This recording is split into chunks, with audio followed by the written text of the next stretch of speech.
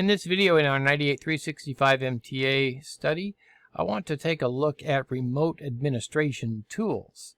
What in the world is that, first of all? Well, remote administration tools is setting up a server such that I can administer other servers remotely. Now, this is not remote desktop. This is not just remoting into the interface of that server. This is actually running, or I should say, doing the administration directly in Active Directory or in the tools for other servers. Let me try to explain that a little bit better. Once I have stuff installed, then I have all these things that pop in here.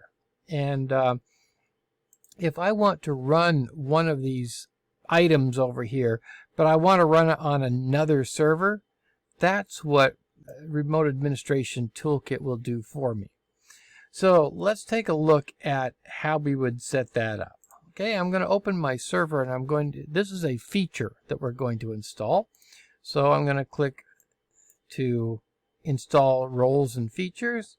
I'll just click next, and then I'm going to continue to click next as I go down through server selection, server roles, and then features. Once I'm down here in features, I'll click Remote Server Administration Tool. And there are several things that it's going to install, and notice it's also going to install IIS. Now, why is it going to install IIS? Well, because this administration is going to be done across a browser. And so all the administration will be done through a web page, so to speak. So I'm not going to go ahead and complete the installation here, but I wanted you to see where I do it and to see that it is indeed a feature that I would add. Now, I can, once I have that, I would be able to, in fact, you know what, let's go ahead and click the next item here. I want you to go ahead and see this. Back down to features, remote server administration tools. No, I'm going to cancel that. I want to click this little arrow here. And then I'm going to click feature administration tools. I believe that's the one I want. No, role administration tools. Notice here that if I want to be able to administer DNS on other servers, other DNS servers, I would click this one. And that way I can now administer my DNS servers all from this computer. If I want to administer my fax servers, I can administer my fax servers from this computer if I check this one, and so on.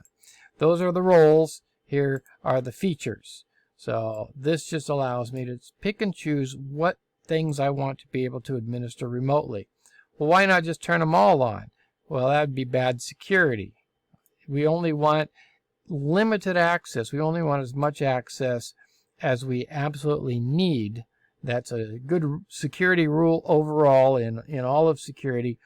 Never have more access than you absolutely need to do your job. So that's how this would be installed. Now, what if I wanted to do it from a Windows machine instead of, or I should say a Windows client machine, instead of from a server machine? Well, I can certainly do that too. In order to do that, I would install RSAT, Remote Server Administration Tools, and you'll see for Windows.